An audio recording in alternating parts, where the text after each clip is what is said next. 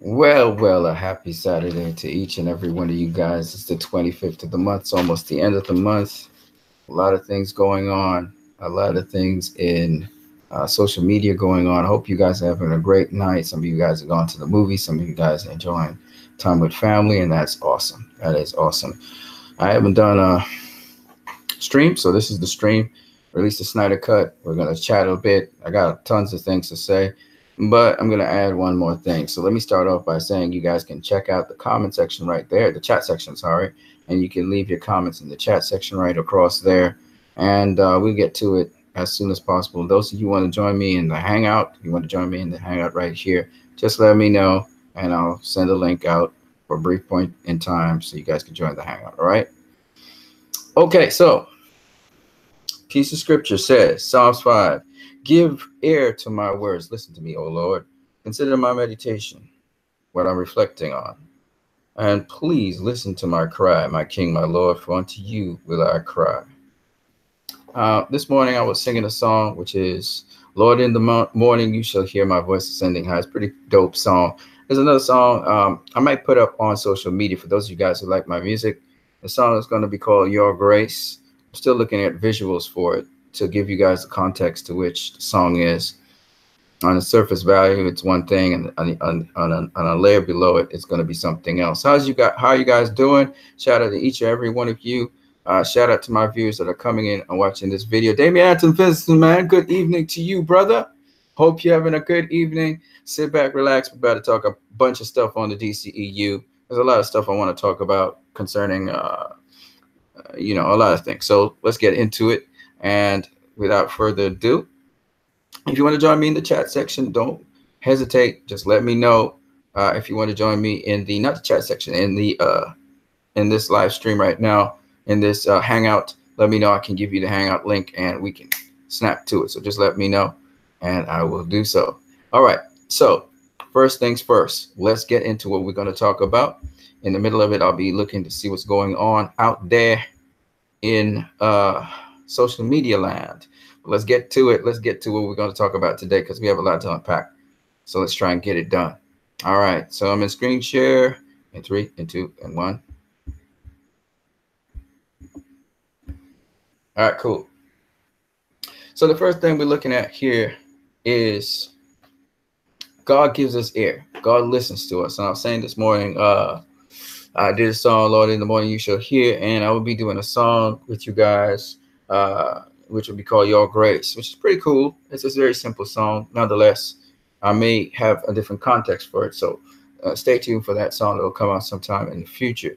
As you know, we don't know what the future will hold. Hey, Damien, man, I just realized, man, that we got a second earthquake, man. One earthquake came, and then the second one came, an aftershock. I hope you went to work. I hope you progressed and did what you had to do. We're still here. Thankfully, God has not yet leveled this island. So that's pretty cool. For those of you who don't know, there was a 7.3 earthquake that hit off. There was a 10 point something earthquake that hit off the shores in the middle of the sea. It was a very deep earthquake. It was felt all the way up to St. Vincent, Grenada, Barbados, all the way down to Venezuela. Some houses actually fell down because of the earthquake. So it was a serious one. It's probably the hardest hitting earthquake we've ever felt in a long time, at least in my lifetime. I've never felt an earthquake that powerful and that long. So, it's a warning sign across the valves for us to make sure we have our houses in order. None of us know when we would go. So in the meantime, folks, live a life which you would not regret, and that do as much good as you can possibly. Let's get into what we're going to talk about today. All right. So the song, by the way, the songs that I'm talking about, you can stay tuned for the music. But what I really wanted to say was, we want the Lord to hear our requests and our prayers. And sometimes we appeal to him. We cry out to him. That's what David was talking about. Lord, you would know, sometimes like in the earthquake, I was saying, Lord, you only know. If I got to go meet you, I'm cool with it, But at the same time, if you guys have any requests or prayers out there that you would want us to come together, I do have some, but I'll share it with you guys in a time. And we can always come together and talk about it here and pray together. If you're a Christian, whatever you are, you want some prayers, because, it's good to come together as people, even in social media, and, make our requests known unto God. It's a real cool thing. It elevates God and everything. I don't want your stuff put all over, social media. So that doesn't have to be like that. We could always do it another way if you want. I have some groups on Facebook. I've got a group called the Body of Christ that you can check out, where you can put your prayer requests and stuff in quiet. You can PM it to me or whatever, and we can pray about it and get people to pray about it as well. So, I'm just saying. All right, people. Let's get into now what I want to talk to you guys about, which is Justice League, of course. First thing I'm going to talk about is something on social media where a guy met me on social media, and he was talking about how Snyder's cut wasn't finished, or there wasn't a Snyder cut, and he was talking about how it wouldn't have been better. Like if Justice League had come out, it wouldn't have been better. Then there was another guy on social media who was following me, and he came forward with this question. He said, look at the conceptual art for Justice League. And if you look at this conceptual art, it's really dope. And he was saying, first of all, how does this tie in with previous stuff from Man of Steel and BVS? He asked me that. And then he asked me if I thought that, this conceptual art was really where they were trying to go, Zack Snyder and company. And I just want to say very clearly and without a doubt, this is the conceptual art they were going with. And in fact, we actually saw this conceptual art in the movie, right? I've given you guys a number of different scenes where you seen this particular type of design and conceptual art. Okay. And he was saying how, the aliens look smarter and everything. And they look more sort of, natural. What is the word I'm looking for? Biosynthetic or biological. They look more biological, right? They don't look like kind of machine-like creatures, and they don't look like Chitauri, like from like Scrub disposables. So I pointed out to him that first and foremost, the Justice League movie that we were going to get was hinted in the trailers, and I wanted to show how much Zack Snyder's work was actually very much similar to this that we were seeing right here, especially the designs and the creepiness of the look. This pretty much is what Zack Snyder had, and we could see it in, for instance, his cut of the movie, which you see in the sneak peek. So if you were to see, for instance, Justice League sneak peek, you would see that there. And let me just blow it up so you guys can have a better look at it. All right, so this was what we got in the, if you do remember the sneak peek, which, by the way, I still say hands down, Justice League official trailer 1 and sneak peek are the two best depictions of what the Snyder cut would be. And they are awesome as hell, all right? But more interestingly enough, when you look at the sneak peek here, you can see how dark everything is. So it looks still creepy. It still looks alien, right? See how everything looks there? And even the weird way how this stuff started to come out, when Steppenwolf pushed the stuff into the box and everything just kind of went whoosh, like it was a balloon or something. That was not how it was supposed to be. I'm pretty sure about it. I'm pretty sure Zack Snyder had a totally different look to make it more creepy and everything. But nonetheless, I digress. The point behind it is the look was there all the time. The problem was that Whedon and Warner Brothers came in and changed the look. So here, when you look at the look here, you can see that the Whedonized version is brighter. Okay, if you look down here, see white light coming through there. See how bright here is and glowing. And now that same creepy look now looks like a Christmas tree, right? It looks appetizing and Christmas tree like. Look at it here. You can see this is a much darker version. Steppenwolf had much more weight. The way he was walking, the way he was moving was much more natural. The way the parademons were moving was much more natural. And here, it's like somebody came, take a snapshot of what Zack Snyder was doing, change the color palette, lighten up everything. Look at down here. See how that looks? Look at it over here. Look how creepy and dark it looks there. See the difference? That's a big point you got to understand. All right? So they lightened up the movie. And by doing so, they cheapened the characters, made them look more CGI-ish, etc., etc., etc., right? Even seems as though they changed up what Ciarán Hinds was doing in terms of his dialogue.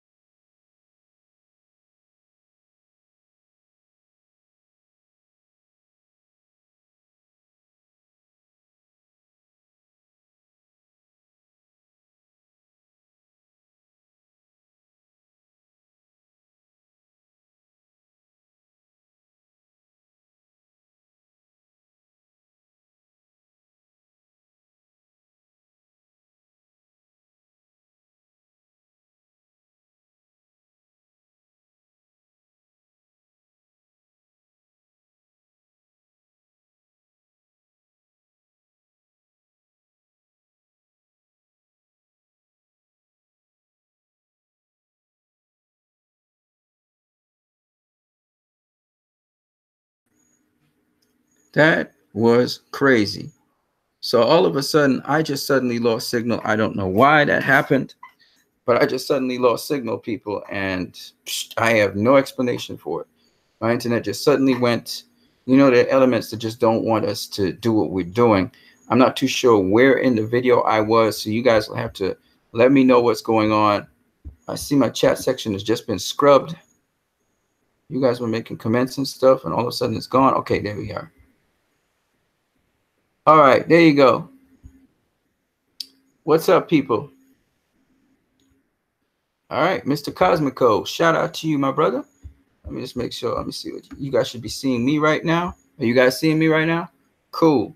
All right. So, Mr. Cosmico, shout out to you. Go Film says, hey, shout out to you, Go Films. Damien Antovisit says, I make sure not to stay in the office after 4:15 p.m. All right. Brino Rodrigo says, hashtag release the Snyder Cut. Shout out to you, brother. Go Film says, they made Justice League lighter, both metaphorically and literally. Damien Antovisit says, answer what's going on. Okay, tell me where I last was so you guys can tell me what's going on, because I was trying to show. Go Film says, what the heck? Damien Antovisit says, seems like WB blocked him for showing that image. Nah, they didn't block me. Somebody tried to knock me off the internet. I don't know why. So shout out to you guys, though. I'm coming back. I don't know where I last was. So let me know where I last was, first of all. Where was I last? You guys know? You guys know where I was last? I need some feedback from somebody. Somebody talk to me, because I don't know how long I was doing the video and when everything just kind of knocked off. Somebody give me a hint, a heads up when I'm still here. I'm still here, folks. Just let me know what's happening so I can make the adjustments. All right, I'm just gonna start from the top then. Okay. Shout out to you guys. Yep, and these things happen, man. You know, haters try to hate on you. There's nothing you can do about it. You just have to keep on resetting. Just keep it pushing. So I'm not too sure where last we knocked off, but I'm gonna just try and continue the video. Okay. All right, we're back in. All right, so I'm not quite sure where exactly I was knocked off, but I'm going to just try and keep it moving.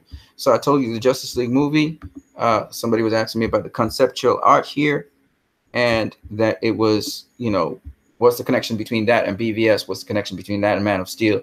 And, you know, is this what Zack Snyder and they were striving towards? And I was trying to show you guys there in the video that actually Zack Snyder had it, and you could see it, for instance, in the sneak peek, or in the you saw it in the sneak peek, or you saw it in the official trailer 1 at the end of it. It's pretty awesome, and basically everything is proper. But when it comes to like the Whedonized version, they lighten up the color and they took out the sting from it. Like here, this thing looks like mud and fireflies. So basically, they sort of took out the value of the movie. You had a sort of look, but they took out some of the value of the movie. Right. So I'm back, guys. I'm back. Yeah. All right. So that's what I was basically saying. And because they took out the value of the movie, everything's there, but just how they mixed it. They took out some of the edge, the darkness. Remember, they were saying that the movie was too dark, etc. And so they tried to lighten up the movie, and they messed up the movie because of that. Right. So that's what basically happened. Again, if you take a better look at this here, you see that this is much darker than that.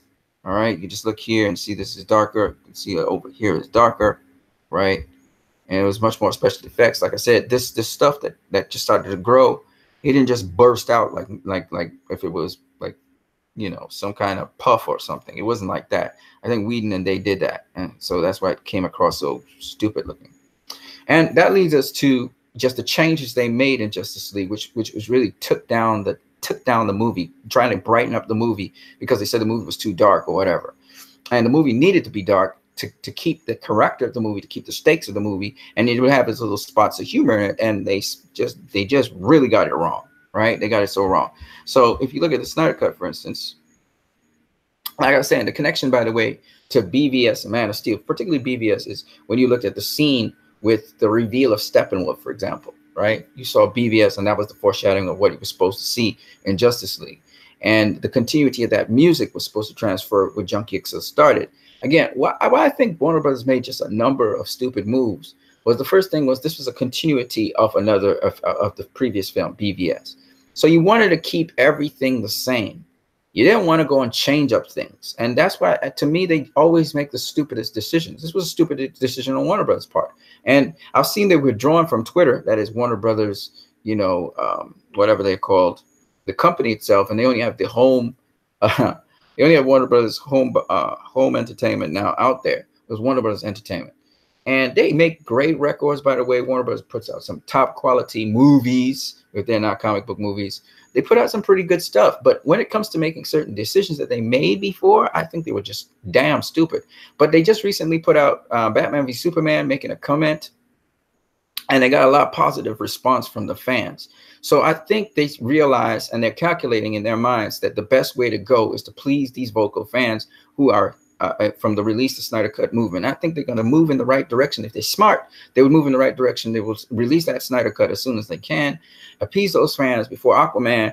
And also, I would suggest to them that, that leave James Wan to do Aquaman. I mean, we as fans have been very vocal about this. And the only reason we've been vocal about this to Warner Brothers, I know there's a different leadership in Warner Brothers right now, and I think they're listening to us now, is that they are separate. They're different to the MCU. They're different to all the other universes, the MonsterVerse, that's coming on stream, the Sonyverse and all of that. Warner Brothers DCEU is different.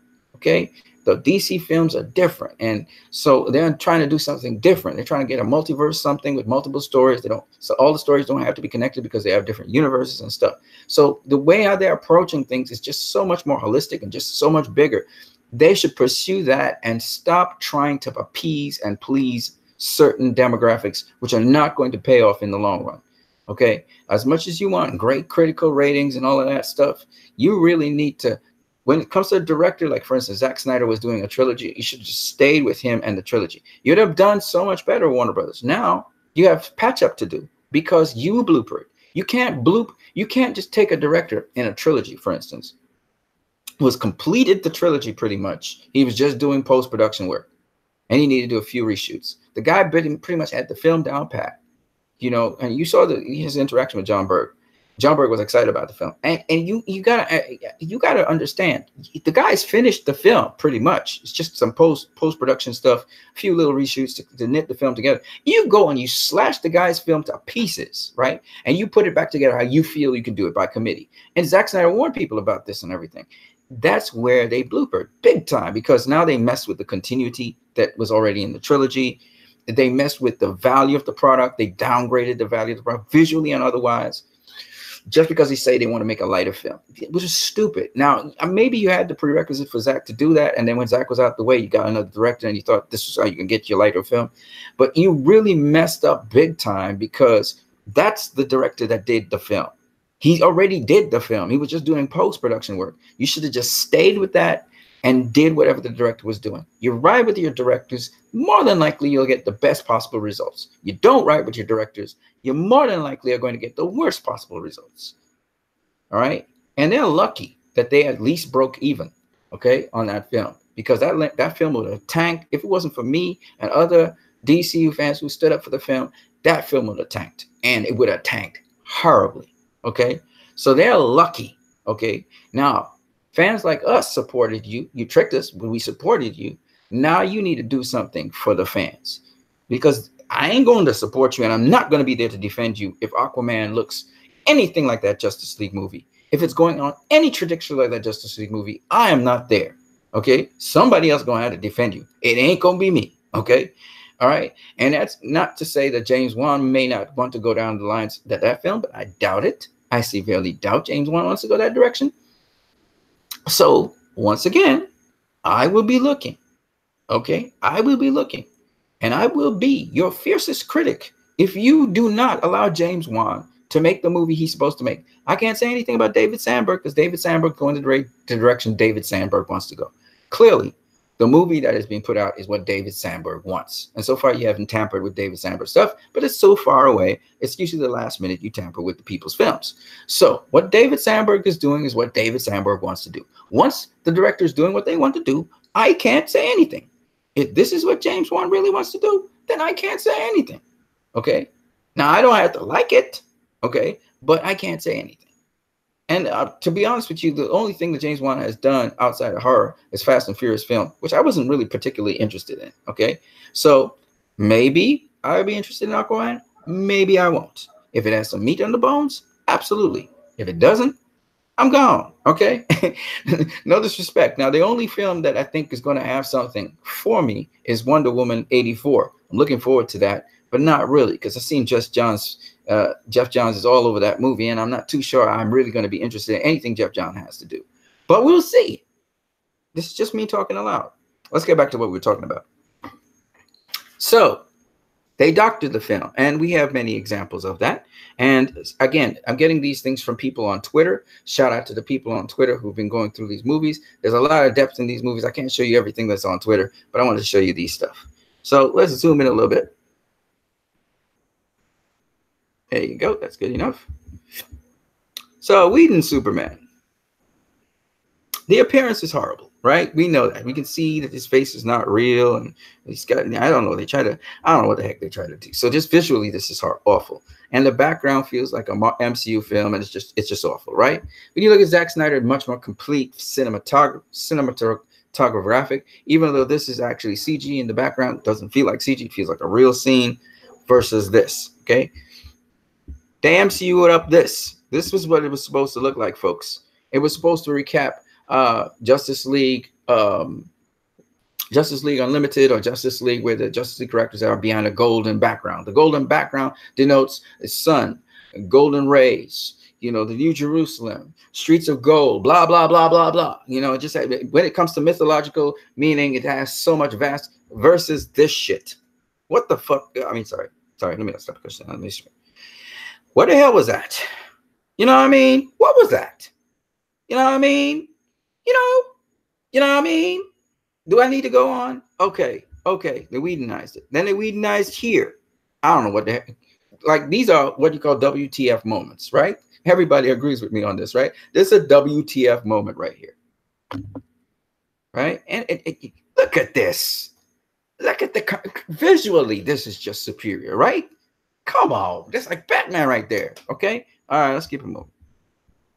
Then they gave you this Gupti guy and this what, you know, and the mud in the background for stones. This was inside of the actual tower silo on the underground passage with the underground railroad. This was what it was supposed to be, and probably was Cyborg falling from the sky. That's all I got to say. So they changed up the story in the Snyder Cut, changed up sequences. They really did a tremendous amount of changing. Now we know 50 minutes of footage is missing from that movie. That's a sizable chunk. That's almost half the movie time of the present movie. Okay? That's crazy. That's just freaking crazy. But my point being, anyway, that to answer your question, or to answer the guy's question who had asked me that question on social media, basically, this look that you saw here that was tied into BVS and Man of Steel, okay? Man of Steel didn't have this look, but you look at the Kryptonian ship, it had somewhat of a look like this. Now, this is a totally different world, but nonetheless, it had a somewhat similar design. To answer the question, because they marvelized Snyder's cut, okay, completely chopped up the man's cut and resequenced it and all that, they marvelized the freaking thing, thinking they could pull off a Wonder Woman, which is not the same, because Patty Jenkins actually did Wonder Woman. The same director did Wonder Woman. You wanted to make changes, you need to have the same director make changes of anything. All right. But BVS was Zack Snyder that made the changes. It was under Zack Snyder that we got the theatrical cut, which everybody agrees, including critics, the ultimate cut was the best cut, right? That's the cut that should have come out, right? In cinemas. That's a consensus now. Everybody agrees on that, except for guys like John Campion. So when you look at how they tried to lighten up the movie and they tried to change up the story, they literally changed the story. That's why they said it was a completely different story. Not that the storyline won't go more or less, it won't end the same way and stuff, but basically you got like the dregs of the story, like the skeletal of the story. They sucked out all the life from the story. Let's put it that way. All right. So what happens is you didn't get the epic that you were supposed to get. And so as a result of that, you couldn't really see what the conceptual art was really pointing to, because we didn't have that dark film. It was supposed to be darker. It was not supposed to be this kind of film. And again, Warner Brothers shot themselves in the foot. I keep on re-emphasizing this point because I want them to understand, and I hope they're listening. You shot yourself in the foot by thinking you're appealing to children, when in fact you have to appeal to adults first so that you can get to the children. Children like anything. Like I said, children like anything. Children are cool. Children love anything. All right. And you need to have somebody with a serious voice. If the MCU is making fun of everything and people are laughing at everything in the MCU, then you got to have a counterbalance to that so that people can sit down and say, and be serious. You understand? You can't have people drunken all over this place. This is not the time, and this is not the era for people to be drunken. You need to have call to action films. And thank God for Black Panther, for the MCU. That's the only call to action film. Okay. But it's mobilized people so their eyes are finally open. They woke. Okay. And I hope that they vote blue for this election coming up, not because they are Democrats, but because they need some check and balance on this power hungry guy that's out of control. And his own people in Congress are not checking him on it. They're not making him responsible. So all blue, sweep it. Let America make a statement. You guys have to make a statement, blue. Not because you like blue, not because you like Democrats, but just to put a check on this president until he leaves office. When he leaves office, then we can have something. If the blue impeach him and he gets out of the house, no problem. Let me tell you something. The next guy in line, besides behind him, if he's clean enough and he hasn't been saying much, is the vice president, right? So it's preferable that we have that vice president there than we have Donald Trump. So if we can get that guy in power, at least when Donald Trump is impeached or whatever, then that might be safer. Maybe, I don't know, but at least with a Democratic Congress or Democratic majority Senate, then you could have a check and balance, so things can be actually worked out such that things don't swing into craziness. That's what you guys got to do. You guys have a chance to do so. Don't fall asleep and don't be drunken in laughter and you're not paying attention to what's really going on. So that's why these DCU movies are important, because they're the only movies I've seen that have had any cultural relevance. We had Logan, right, which was a fantastic movie for X-Men franchise from Fox, but it has no relevance to our present time. It's not speaking to the relevant present issues. And comic book movies, first and foremost, I don't know for Jeff Johns' run, because Jeff Johns kind of being out of touch with what's happening in the real world. But the comic books of the 90s, of the 2000s, they always spoke about some philosophical issues that happen in the world today. Okay, it wasn't no fall in love with fantasy and be there with the magic. That's bullshit. You know, in the real world, heroes and truly courageous people are not always praised unanimously by people all around them. Okay, and it ain't about surviving. A real hero, real courage is to stand for the right thing when it's not popular to do so. The guys like the Kaepernicks in the world, they're controversial, but it's standing for the right thing and the right issues. And as much as the present president of the United States, you know, disappointed us and let us down by trying to cast that as unpatriotic, when it's the most patriotic thing you could ever do, because it's a nonviolent act, bringing attention to the fact that injustices are happening. When he classes it as unpatriotic, having never lifted a finger, never gone to war, never done anything patriotic for his country, this dude, you know, he desecrates the office of president of the United States of America. I'm just saying it because it's the tasteless thing to say, calling a guy like Colin Kaepernick a son of a bitch. Folks, that is what really happens in the real world, where when you really do a heroic thing, when you really are bringing about change, people will demonize you. Look at the people in the Snyder Cut movement. Some of them deserve to be demonized, no doubt about it, but most of them are well-meaning people and trying to do a well-meaning thing. Not only in bringing a movie to the table, but also helping people in terms of going towards suicides. We've seen the movement galvanize fans in the interest of artistic integrity, etc., etc., etc. All positive things. And while we have been very critical and sometimes even venomous towards, or vitriolic towards Warner Brothers, we apologize for the vitriol, Warner Brothers, because really and truly, we don't want to see the DCU die, and we definitely want you to continue making movies. But a lot of times, some of us, you know, we are disappointed. Gravely disappointed by the way how you conducted business, how you did things to certain directors and certain creative people on the creative arm of your industry, which you shouldn't be doing, because you are a pro director kind of company. You are the company that actually gives people the best chances. Then you go and kick Junkie XL off the project, unceremoniously bring in Danny Elfman. And then after that, you kick off Zack Snyder. Pretty much you gave him the boot. You was glad he was gone. Okay. I'm not saying that you kicked him off. He probably had to leave because of his daughter and under the pressure he was under. He was trying to stick with it, and he still had to leave because you guys were putting a lot of pressure on him to make the film lighter, which was stupid, and to shorten it up, which was also equally stupid. And so he had to leave. But at the end of the day, that's not the way you should conduct your business, man. You should go director first. Promote that. I don't care if AT&T is in the background sponsoring you, keeping you alive. You have to do that. That's how you sell toys. That is how you'll sell your movies. That's how you think The Dark Knight, okay? How do you think The Dark Knight became a very popular movie? And The Dark Knight toys are one of the best-selling toys out there because he didn't compromise Christopher Nolan's vision. So why are you trying to compromise Zack Snyder's vision? No, he doesn't get the best critical ratings by the critics. So what? There is a fan base that supports it. And now we see on social media children actually breaking down these movies. We're talking about 8-year-olds, 10-year-olds, 12-year-olds. Okay? Let's not even talk about the teenagers and the other people. I can talk personally about people I have met in the Zack Snyder movement, in the Snyder movement, who are teenagers and they're young adults.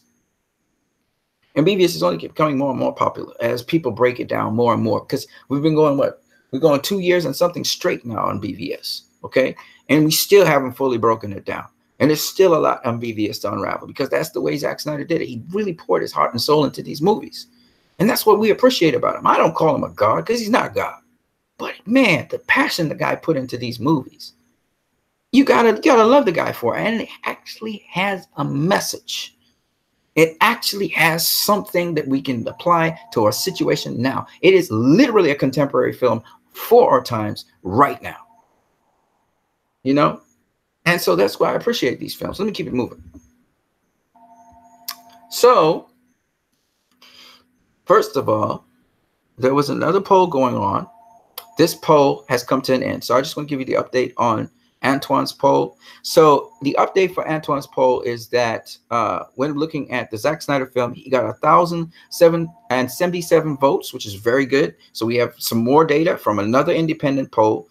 And this poll asked for people to say, would you watch the Snyder Cut? 85% said because they love Zack Snyder's films, they would watch the Snyder Cut. 10% said that they would watch it just because they're curious. 3% said they're not interested at all, and 2% said they hate Zack Snyder. That's a very interesting poll because it gives now a breakdown on the amount of people who would actually push for a Snyder, or would be interested in a Snyder Cut. Not necessarily push for it, but interested in it. Okay? So that's what makes this poll very interesting and also very good.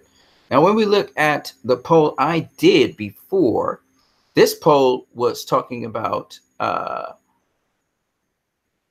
do you want Warner Brothers to release the Snyder Cut? And this poll had 93% of the people saying we would want Warner Brothers to release the Snyder Cut. 7% said that they're cool. They don't need Warner Brothers to release the Snyder Cut, which was very good poll. Now, currently, my poll is still going. This is a slightly different poll because this one is saying, which would you prefer, the Snyder Cut of Justice League or the theatrical cut?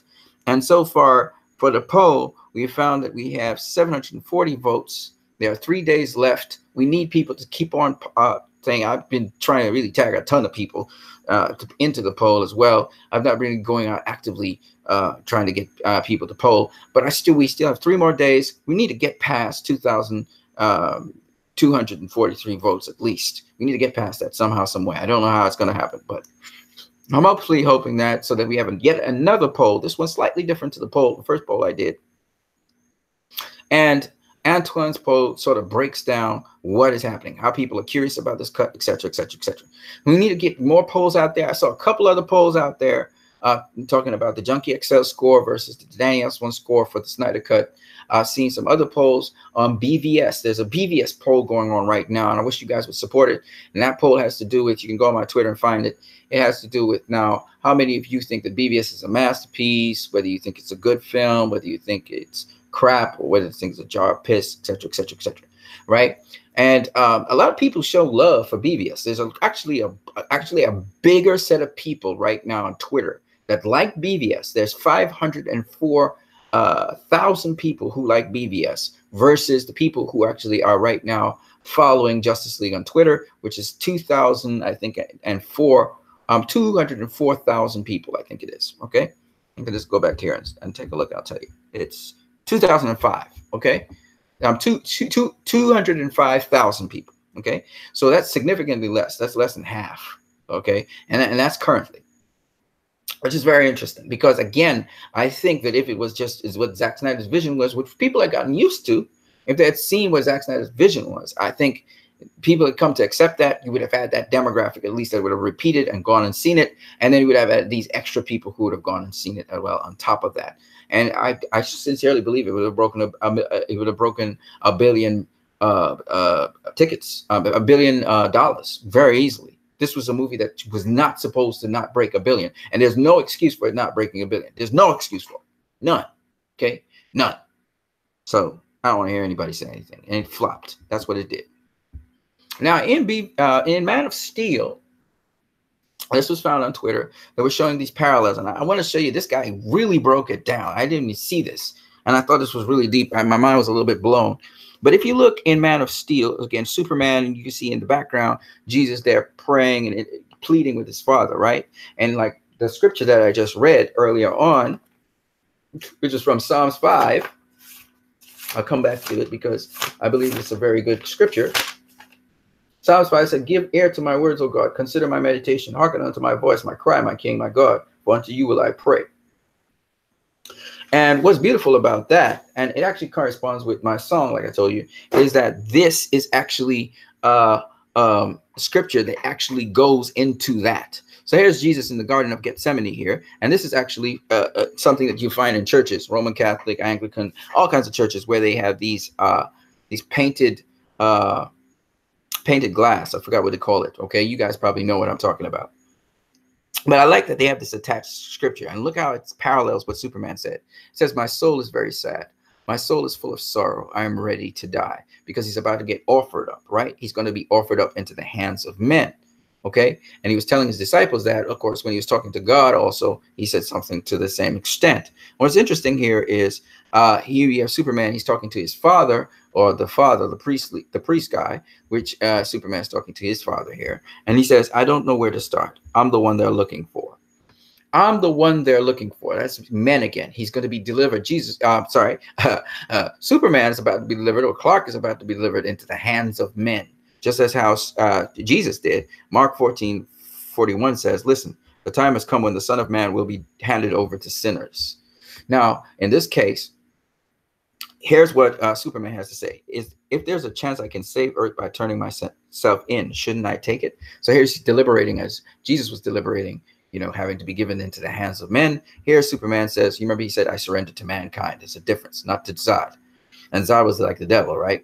So here you see, and Zod is like a celestial figure like Superman, which is like the devil is a celestial figure like Jesus.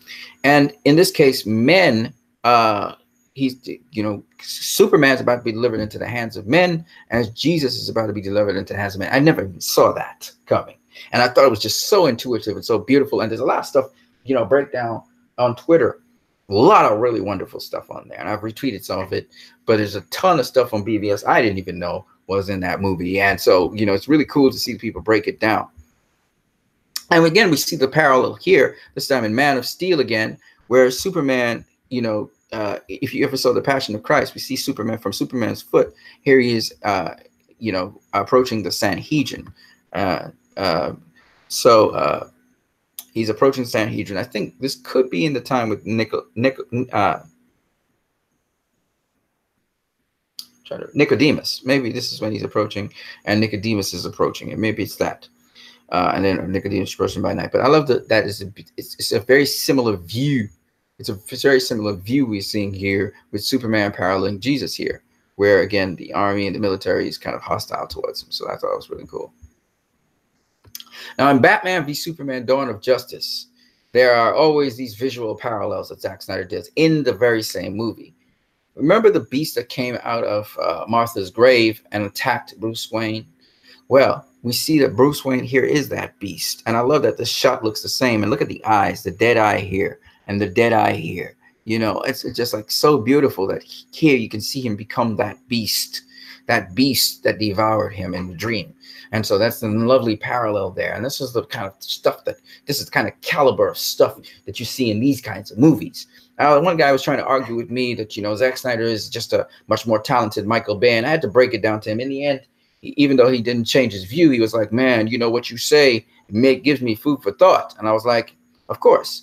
because I started to talk about the themes that Zack Snyder did, and I tried to show him how completely different Zack Snyder is to Michael Bay in every single way. And I challenged him on every single point he was trying to make about Zack Snyder, because he was saying that Zack Snyder is not a good storyteller. And I said, just because you do not understand the storytelling doesn't mean that because he was saying Sucker Punch is a boring movie. And I then broke down to him what Sucker Punch was, that Sucker Punch was about someone who is in oppression and captivity, yet even in oppression and captivity with a lot of your rights stripped, you still have a choice. You can choose which direction you have. You still have that power to choose. And that is the thing you must always realize. And in the end, of course, Baby Doll chooses to get the lobotomy, which is a sort of tragic thing. But in the process of doing so, she sets it up so that the police can actually investigate what is happening in that institution. And they realize there's a prostitution ring going on. As the police start to bring down the institution and be able to come down on the perpetrators, Baby Doll then does the lobotomy. And then the guy who wanted to rape her all along ends up exposing himself. And so justice is there. And of course, Baby Doll is all up in her head in fantasy world. And so she's finally free, and she finally leaves the place to just exist in fantasy, period. And so it's a tragic story, but yet Baby Doll made a decision, one that probably most people wouldn't make, but nonetheless, she made a decision because she had started to live in her head anyway to cope with the situation. And in order to free herself, she decided, this is the way I'll go. I'll go through the route of fantasy. I will go to just living in my head with this lobotomy. And that's what she ended up doing. But in so doing, she was able to free a lot of the people who were oppressed in that institution where they were having this underground prostitution ring. And she was a hero in many respects in that story, though tragic. But again, the guy didn't know that. He didn't know that that was the movie. He didn't understand that was what Sucker Punch was about, because he came in to see a kick-up flick, because he thought that Zack Snyder's only good at doing beautiful imagery. That's what he said. You know, he does beautiful images, but he's not a good storyteller. I said, oh, okay, cool. So he totally missed the point of the movie of Sucker Punch, and he didn't know the movie was that deep, you know, because again, people went into Sucker Punch looking for women in short skirts, you know, sexy woman kicking around like a Lolita doll. And, you know, it was supposed to be sexy and sassy and action-packed, you know, the typical kind of B-rated movie, you know, what Hollywood does. And I was trying to explain to him that Zack Snyder takes Hollywood tropes. He takes Hollywood tropes and flips them on their heads. And he comes with something so much more deep and meaningful, and the opposite of what you come to that movie to see. Versus BVS was the opposite of what you came to that movie to see. You wanted to come to see movies to see heroes and worship them and see them kick up one another and then come together, kind of like a Marvel film. Zack Snyder said, hell no, that ain't happening. And he gave you a very realistic movie and flipped it on your head, such that even the villain of the movie would have grated your nerves, because you're so programmed to believe that a villain should be a certain way. And Zack Snyder said, hell no. In the real world, a villain is not that way. So let me show you what a real villain looks like. And it was really, really awesome to just see the kind of movie that he put forward in BVS, which is a masterpiece of a film, especially the Ultimate Cut. Not so much the theatrical, but the Ultimate Cut is a masterpiece. I do love the theatrical for its unorthodox sort of avant-garde feel, but the Ultimate Cut is the ultimate movie, I think, in terms of Batman v Superman: Dawn of Justice. It is a classic. It will stand the test of time. I know a lot of people, you know, defend it a lot, but it's just an incredible movie. And this just pretty much highlights what I'm saying, right? Zack Snyder uses repetition, imagery, symmetry, etc., right? And his filmmaking process is just so dope. Here's another really beautiful thing about BVS, and we just keep on going with these concepts. It's interesting how much Batman basically he contradicts himself in BVS, because after Superman, he literally does the opposite of what he was doing initially when he was filled with vengeance and hatred and murder was on his mind, right? So in the beginning, when you know, Batman's chasing down Superman and so on, he said, we've seen what promises are worth, Alfred. You know, 20 years in Gotham, we've seen what promises are worth, meaning promises are not worth much. Yet this is the same thing he goes and does, contradicting himself completely after he has experienced Superman and the transformative way that Superman could give him an opportunity to save Martha's life. All of a sudden he's saying, I make you a promise, and he really meant it.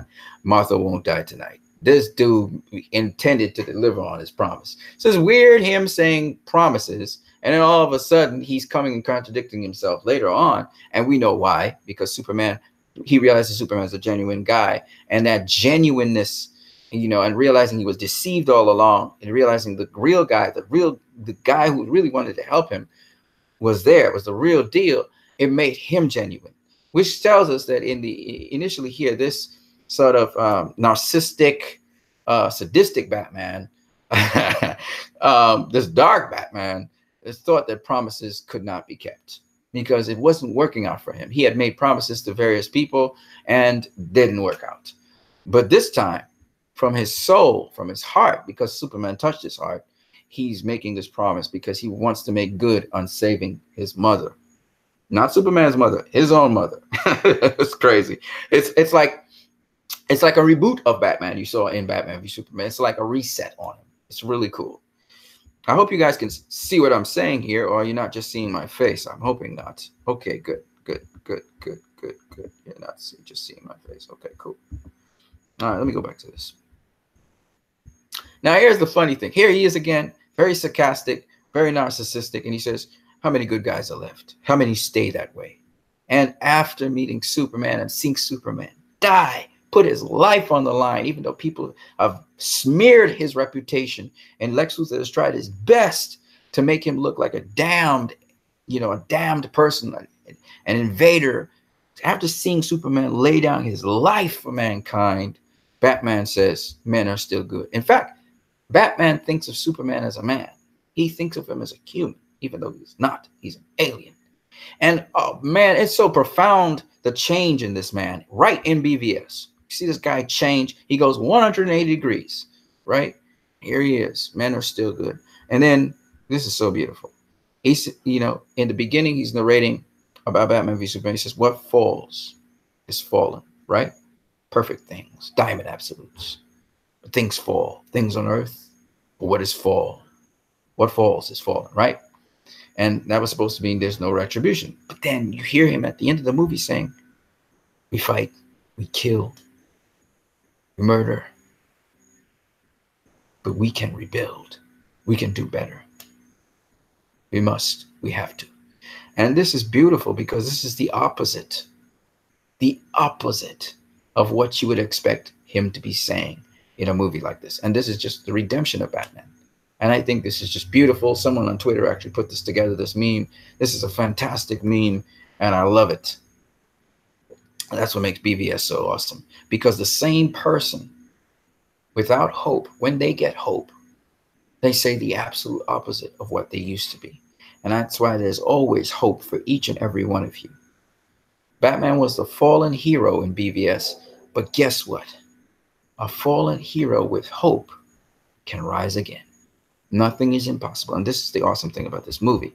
There's so many things about this movie, and it's all about Superman, right?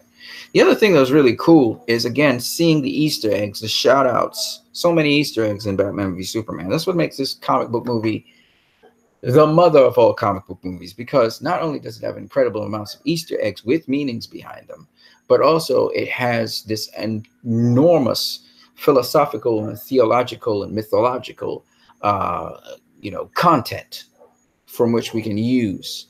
And it's like Zack Snyder showing us the mythos of repeating itself over and over. And what's the importance of the mythos? The importance of the mythos is relevant because that happens in reality. Reality repeats itself over and over again. As we know, history repeats itself. And so what's beautiful about this is that when we look at Batman v Superman Dawn of Justice, it actually has a parallel to the Lewis and Clark television series, The Adventures of Superman. And in The Adventures of Superman, Superman was on trial. You had all these people coming around him, I believe, and either he was on trial or something, I don't know. But this scene is very similar to the scene in Man of Steel. In Man of Steel, this is not BVS, sorry, this is Man of Steel, my bad. And then over here in Batman v Superman, we have a similar scene to Lewis and Clark, The Adventures of Superman, which I thought was really cool as well. So again, shout out to the people on Twitter that put up these memes. I kind of put them together, so I had some shorter stuff there. Of course, Zack Snyder also spoke about one more thing, which I thought was very interesting, which is that he talked to John Desjardins, who is the visual effects supervisor, about releasing a special edition of Sucker Punch. So like the super uncensored and uninfluenced by the studio version of the movie, which exists. You know, I had it cut. It was my very first cut of the movie, which is basically more like the script. It's more meta. It's much more of an indictment of fandom, and it's just harder on the genre, which is how it was designed. So he has actually a harder cut of it, and he had an interview with Forbes where he said that, which was really cool. That was not yesterday, but probably sometime during last week. He said this, which is really cool. So you guys can look forward to that. And that's why I mentioned Sucker Punch as well, which is really cool for me to talk to you guys about. I got some more stuff to talk about in terms of the Release the Snyder Cut campaign. But before I do so, let me see what you guys are saying in the comment section. And so I'm just going to come out of this for a minute and see what you guys are saying in the comment section before I move on to show you guys some of the letters that went in. There are a lot of letters, about 118 letters I saw on Twitter, but there's more than that. And some of them don't have the Release the Snyder Cut hashtag. Some of them do. So I'll talk to you guys more about that in a minute. But first, let me just see what you guys are saying in the comment section. So let's see here. Woo, we got a whole bunch of you guys. Okay, that's cool. So Breno Rodrigo says, hashtag Release the Snyder Cut. Shout out to you, Breno Rodrigo. Go Film said they made jail lighter, both metaphorically and literally. Shit. Okay. I talked to you guys about that already. The one thing, okay, Damien Evans says the one thing that was missing was the Junkie XL score. Absolutely. Royal Wakefield says, hello again. Shout out to you, Royal Wakefield from Trinidad. Where are you from, Royal Wakefield? I forgot to ask you that. Well, Royal Wakefield says, I tried to look into where WB says they're director-driven. Couldn't find it except for WIP, Warner Independent Pictures, which allowed for complete director visions. But WIP is now discontinued. No, they consider themselves director-driven films. A number of I'm trying to remember. There's a number of different places where they actually allege that. The actual company doesn't say it, but you've heard a number of different people speak, directors speak on it, and producers, etc., executives, etc. They've spoken. They take pride in that. They absolutely do. TNJ Alice says, no Snyder Cut, but I want A.B director's cut. I want A.B director's cut. I don't know what that means. TNJ Alice says, what's up, brother Anson? I'm cool, man. I'm cool. I saw your comment on the not the Force Awakens, the Last Jedi, and something else you wanted me to see. I didn't click on the link yet, though. David Atkinson says, Mr. Zack Snyder actually redeems Batman. People who write comics never even come close. That's why they hate him. Yes, I think it's jealousy and the fact that he's doing something, he's going to terrain nobody's ever thought about. And again, the thing about Zack Snyder that I really love is that Zack Snyder will take a given trope or cliche and he will just flip it. He flips it a different way. So that you don't. The one thing what I like about Zack Snyder's movies is when you try to predict things about Zack Snyder, you think you know what's happening. It's not that. Like for instance, when we thought the Robin was Jason Todd, and Zack Snyder came back and said, "Nope, it's Richard Grayson. It's Dick Grayson." I was like, "Whoa!" You know what I'm saying? It got you like, "Whoa!" You know, when you see the scene inside of Justice League where Steppenwolf, you see the stuff expanding, and then Zack Snyder says, no, that's the anti-life equation. And he's like, whoa, you know? So when you think you know what you're seeing, Zack Snyder comes back and tells you, well, you know, this was what I was really thinking about at the time. And you'd be like, whoa, you know, when he says, you know, that, yeah, you know, we put Supergirl, we put some hints to Supergirl in plain sight. He's like, he'd be like, whoa, Supergirl's up in there. You know what I'm saying? So Zack kind of does that all the time. And he likes messing with people because it's like, you're going down one road and he's just listening to you and he's laughing inside of him. You know, when like very recently, someone was hold on a second, people. I'm just gonna stop this for a minute. Hold on a second.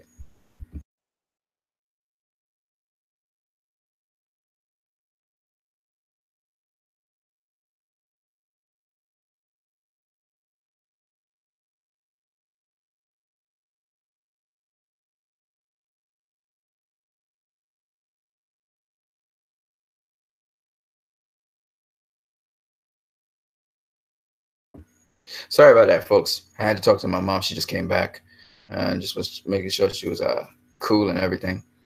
Yeah, so like I was saying,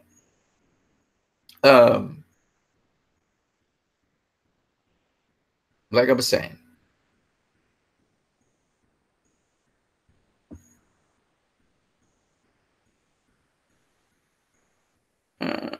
Just now, hold on a second. Hold on a second. Just hold on a second. It's not that I lost my train of thought. It's just that let me just go. Let me just go check on one.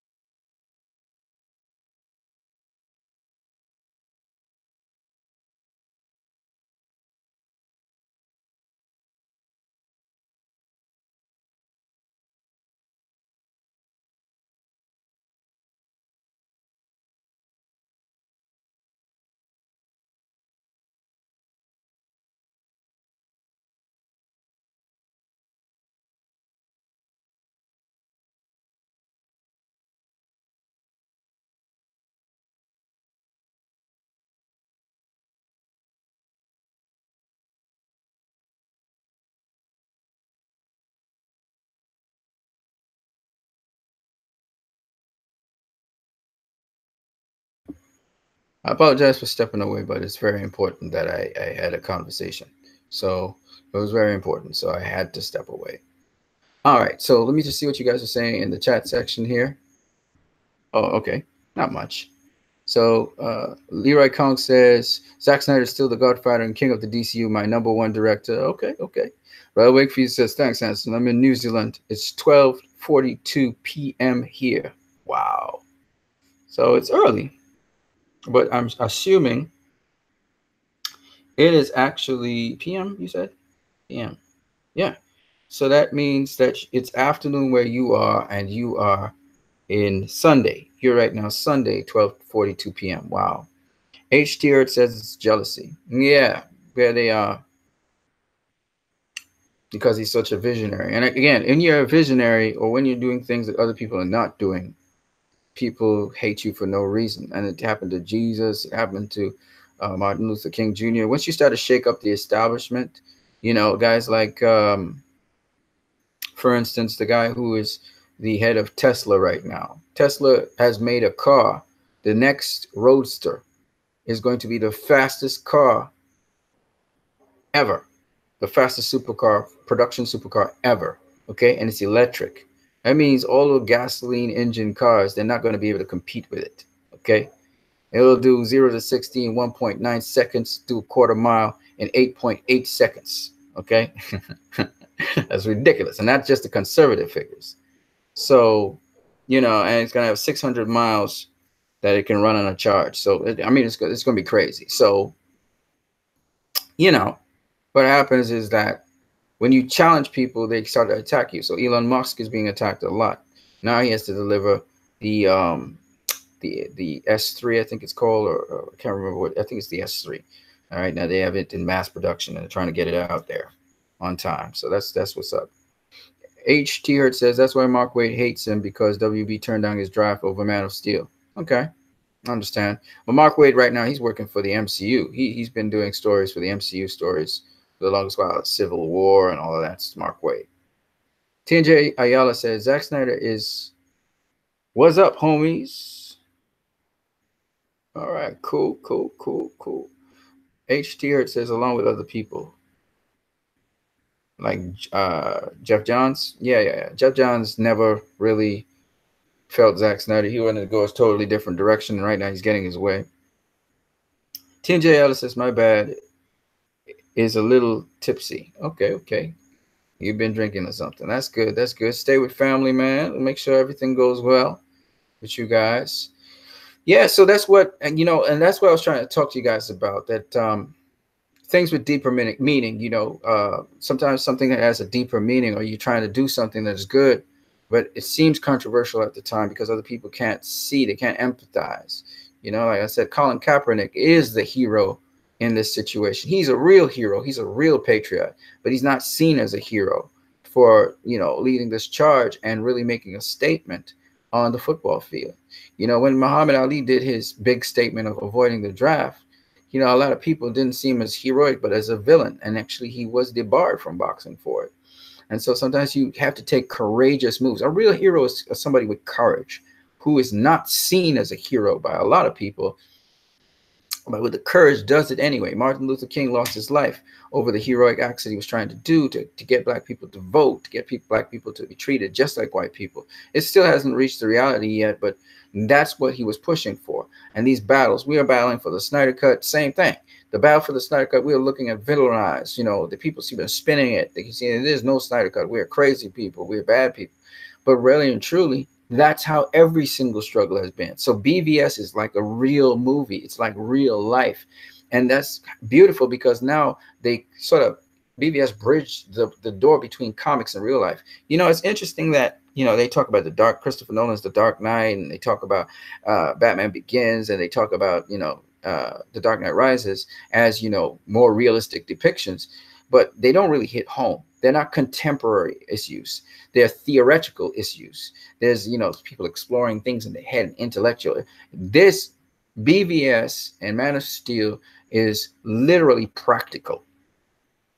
Like literally, BVS and Man of Steel happens in real life. And I know, I've seen it with other people, and I've seen it in myself. And I'm just saying, that kind of realism.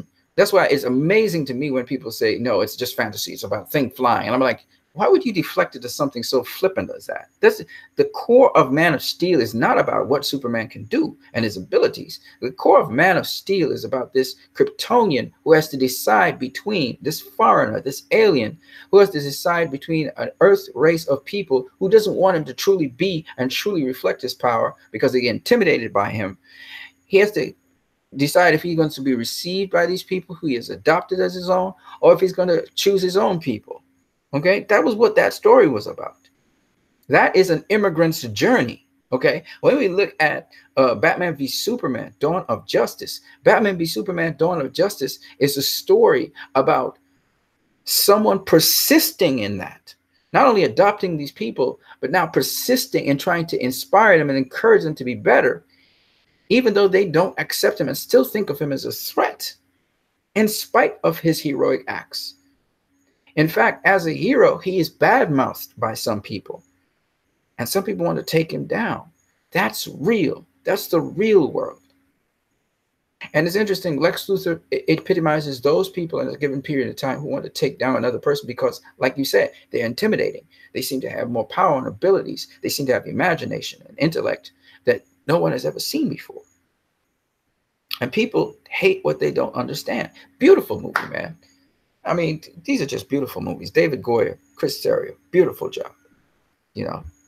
So anyway, let me get back to what I was going to show you guys next and get into it, which has to do with the letters sent out to Snyder Cut fans. So let me start with that and get to it. All right, guys, because, you know, time is against us all. So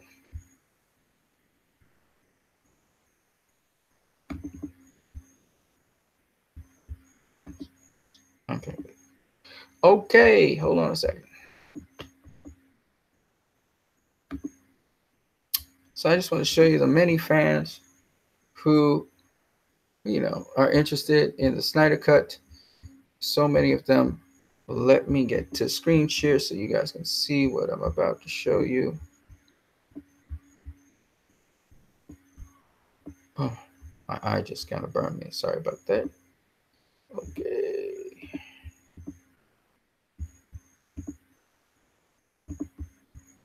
So now we're looking at all the fans and their letters. Remember this picture? This is when they went down to Burbank Studios, dressed up in their outfits, and they were asking for the Snyder Cut. These were friendly people. They had supported the Snyder Cut that was the Justice League cut that was out there, and they still went back to ask Warner Brothers very kindly about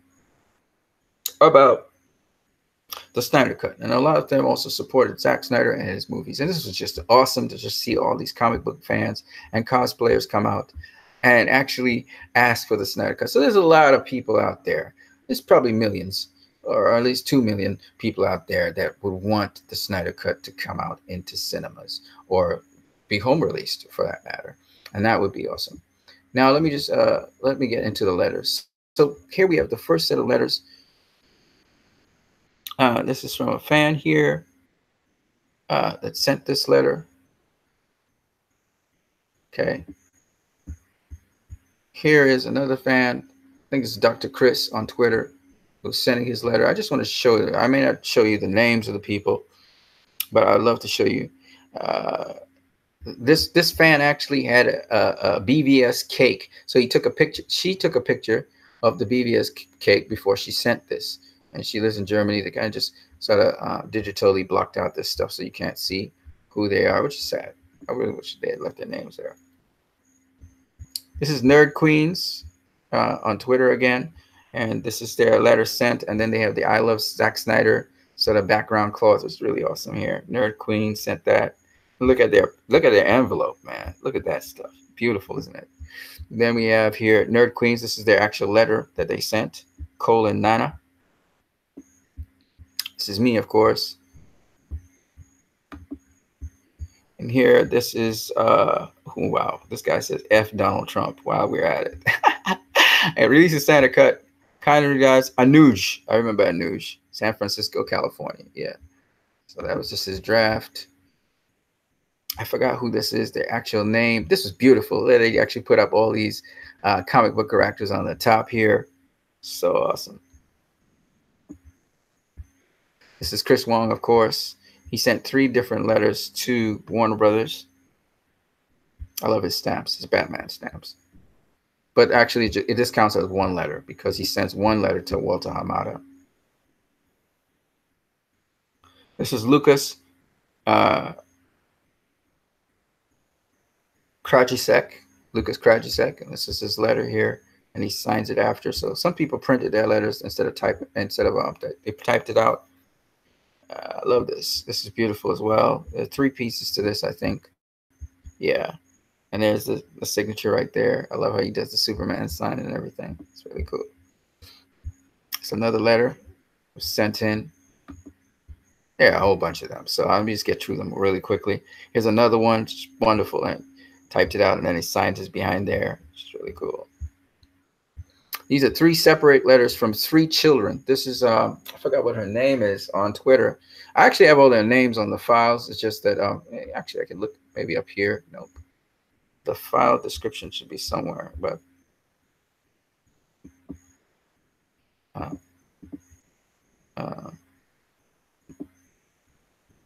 pity. Usually you can oh, never mind.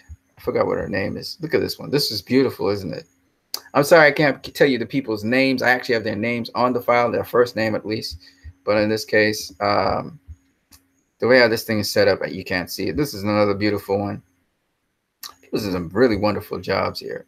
Look at this. This is beautiful, isn't it? I think her name is Betona. Maybe that's what. I don't know. This is beautiful, though. Oh, that's the place in Italy. My name is Sal, so this was Sal's own. He actually left a picture in there with the Justice League people. That's him there standing in front of there. And this is his actual handwritten letter. Really dope. Yeah, this is also an awesome letter here. This is the guy's name, Michael J. Ward, MD. He's actually a medical doctor. It's really dope. Here's another one. This is beautiful. Look at this thing. Oh, my God. This is beautiful. This is another one. They left a little cyborg doll next to it just so you know, guys, see that. The Funko Pop. This is Matthew Driggers. Obviously, he digitally removes the address that's there.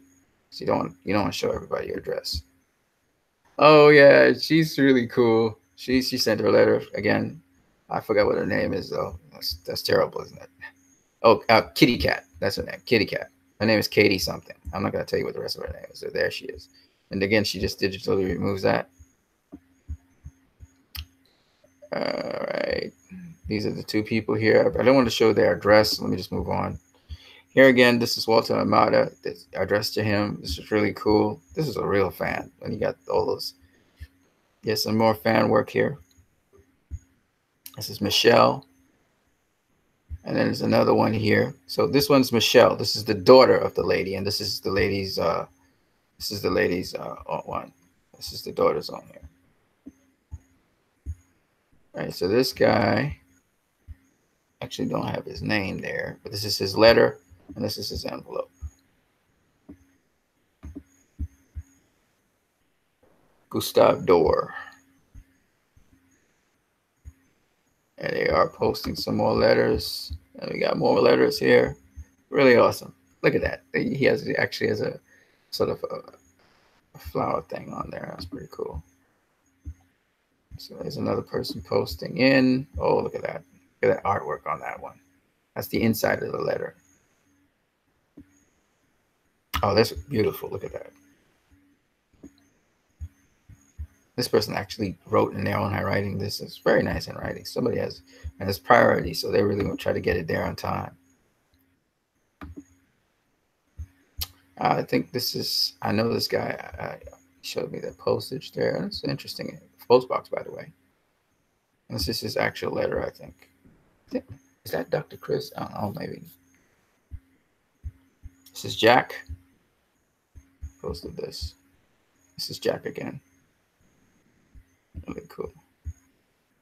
We got a lot of BVS fans, by the way. A lot of Batman v Superman fans.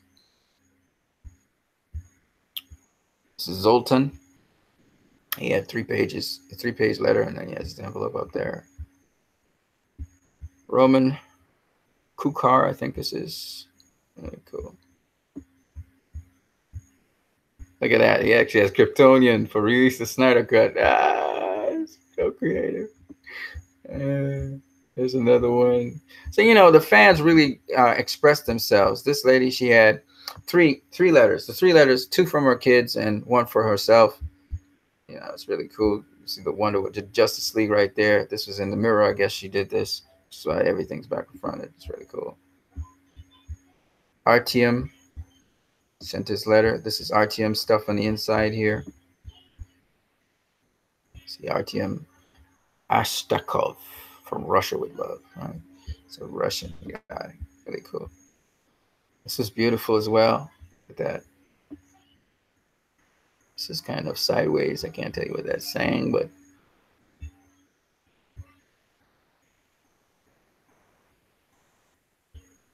he actually didn't sign it yet. Oh, maybe he did. He, by the way, was the host of Comic Movie Marks.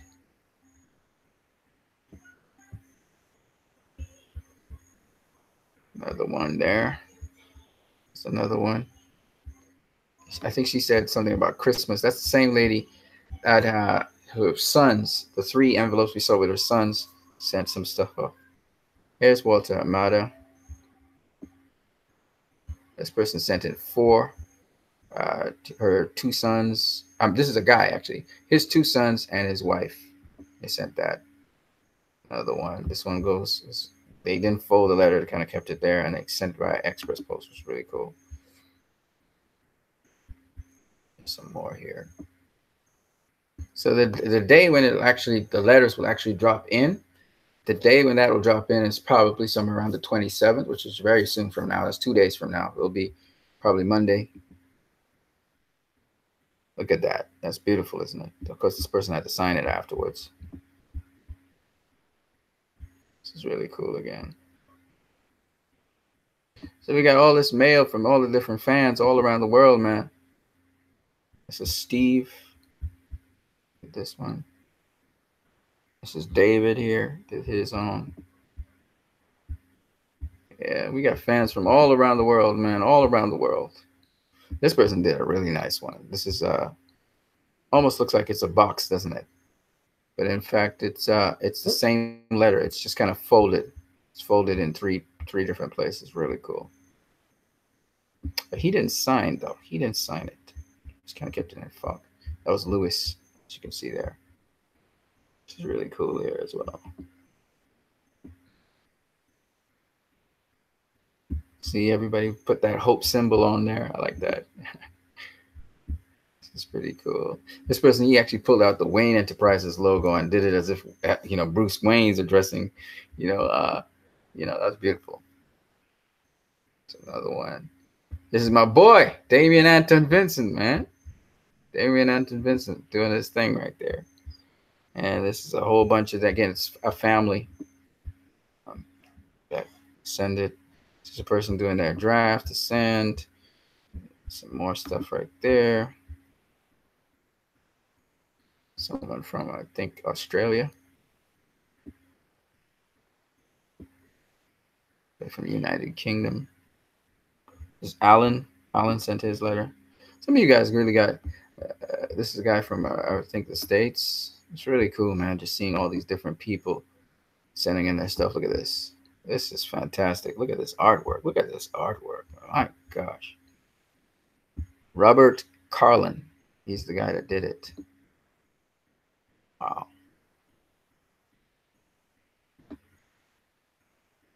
This is Robert Carlin stuff again. Really cool.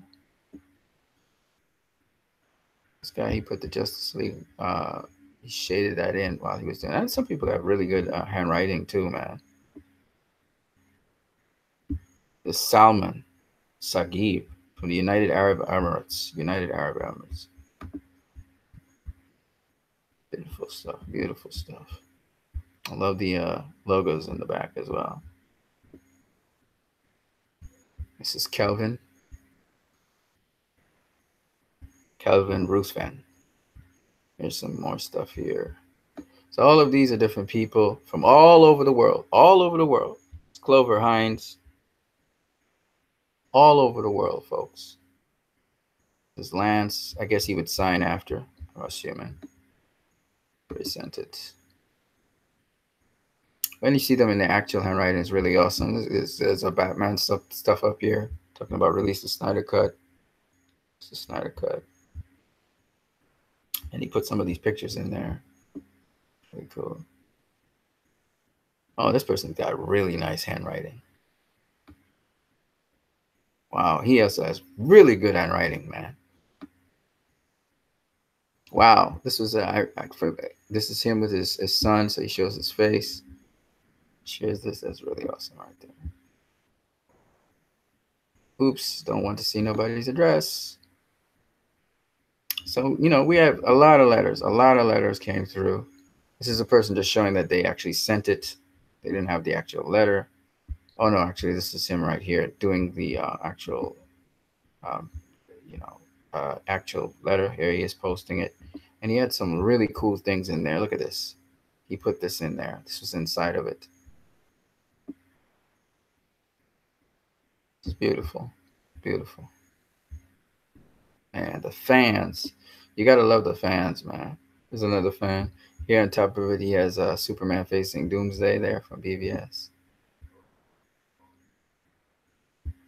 You can see his name right there, Alberto Glufra Ciucano.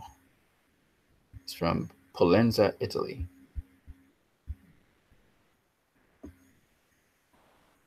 That's even more beautiful. Look at that.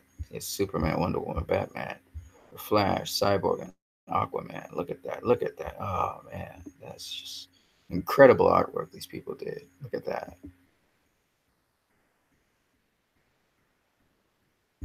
Violin Guan. This is Lindsay Staten. This is Lindsay Staten. So she had this Superman ripping his shirt open. So it's showing the Snyder Cut there. That's really cool.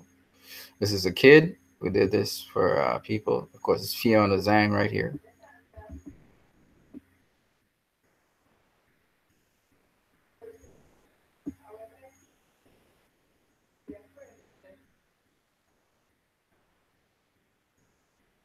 Got different people here signing different letters, man.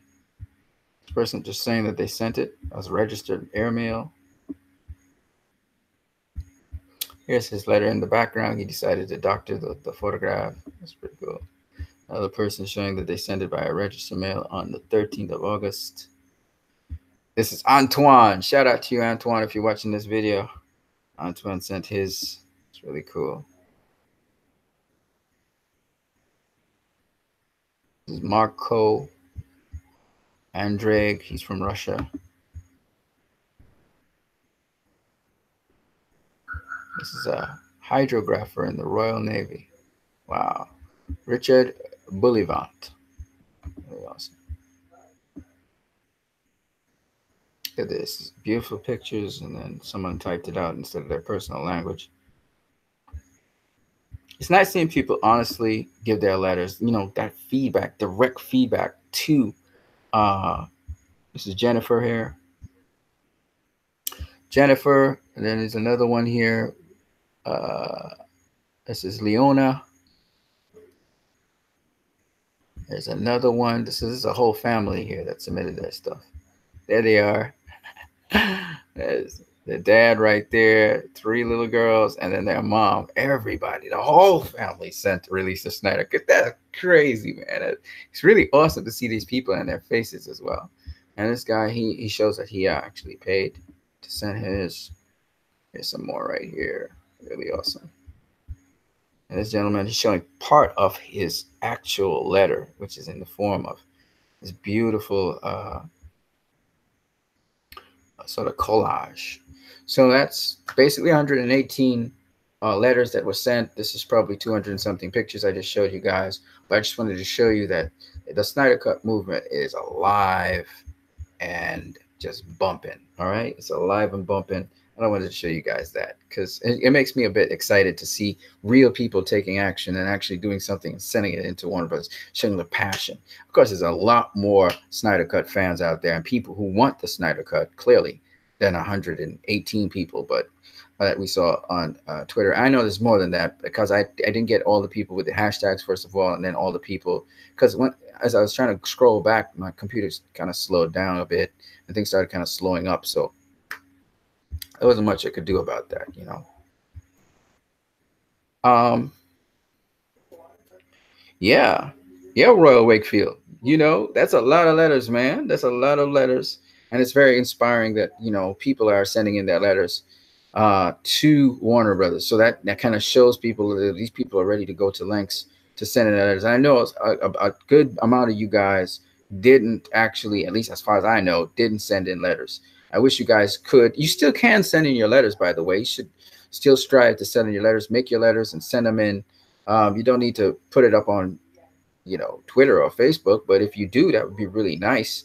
But I would encourage you guys, even at this late hour, to get your letters done and send them in.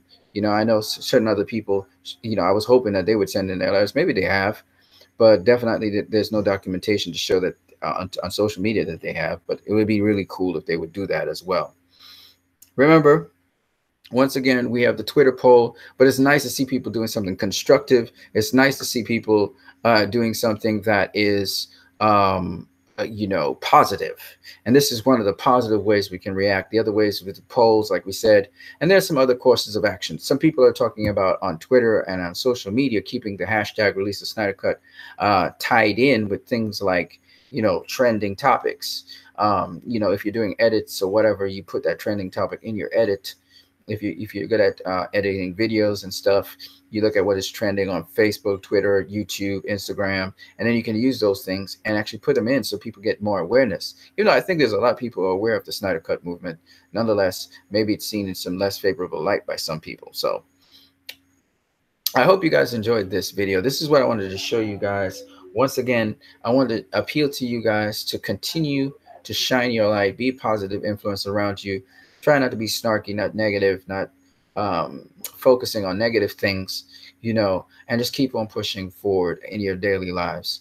So that's basically what this is about. It's nice to see all of you guys. Royal Wakefield, Damian Anton Vincent, shout out to you. Yes, that was you, Damian Anton Vincent, that I just showed, which was pretty cool. I kind of did a screen capture on that. TNJ Ayala, of course, you were seen very, very close up, so that's why the picture looked the way it did. But I know from a distance you look different.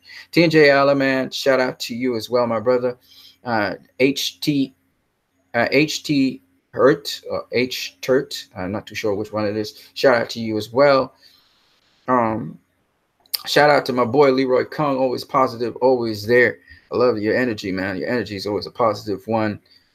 Goat Films, shout out to you, man. I don't know if you're still on the feed, but still shout out to you. A new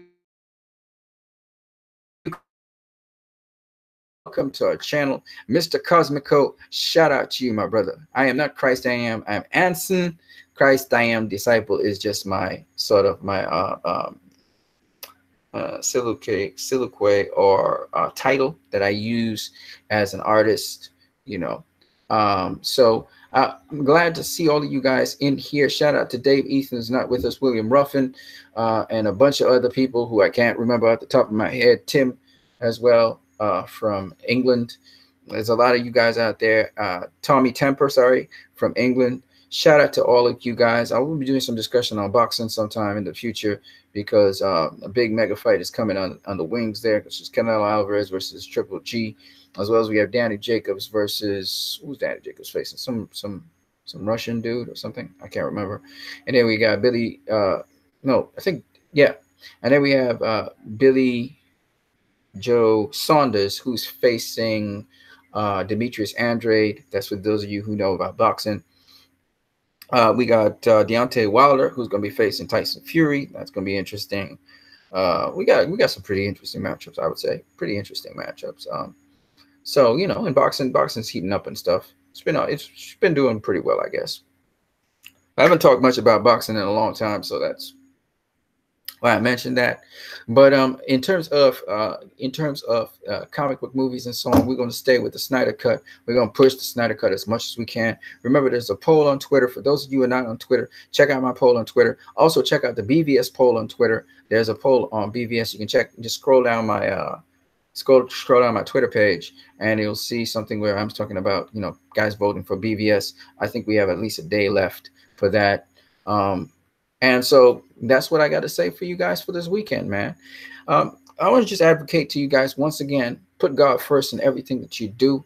Put goodness, make your motivation always goodness. Sometimes you slip and fall, but get back up and try and always be positive. Remember, things will not always stay the way how they are. So no matter if it's a bad circumstance, you stay with your character. Keep the character, good character inside of you. If you want to be a hero like Superman, all of us are capable of doing that. And you saw Superman's journey. And the way to do it is to persist in doing good. There's a saying by Mother Teresa: if things are going bad, do good anyway. If things are going good, do good anyway. Guys, just continue to try to strive to do good. Let's strive to live up to what God is, which is love. And let's try to really treat our fellow man with that dignity and love and respect in all that we do. If we come from that angle, we'll always not seek to strive with people and hate on them. I fall short of the mark. I'm sorry, you guys fall short of that mark. But that's the ideal we want to strive towards. All right, guys. I hope you guys have a great day, man. I just thought I would share this video with you guys. Royal Wakefield, man, it's nice to see you back, man. I'm sorry about blocking you and everything. I hope you can accept my apology. We are on the same page, and we are pushing towards the mark on Twitter. Guys, don't forget, you can also share. Tag people into your Twitter, maybe your followers, whatever. Tag people into your Twitter who you think will be interested in this topic, as well as people who are not interested in the topic. Tag some of those people into it as well. On my Twitter feed, you can see you just do @ and you do the Twitter handle of the person.